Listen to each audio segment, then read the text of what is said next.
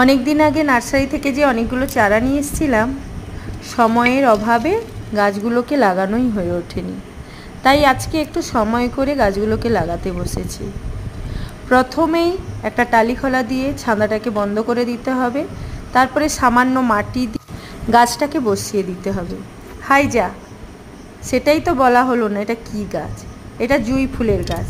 মাটিতে আমার একটা গাছ অটোমেটিক্যালি আছে, তবুও ন্যাচারাল গন্ধ বা ফ্রেগরেন্স নেব বলে টবে একটা জুঁই ফুলের চারা লাগাচ্ছি।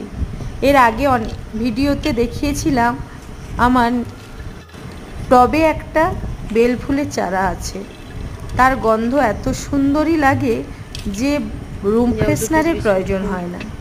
তাই একটা জুঁই ফুলের চারা নিয়ে এসেছি, যাবো বেরোবো যখন তখন রুমের সামনে রাখবো বলে।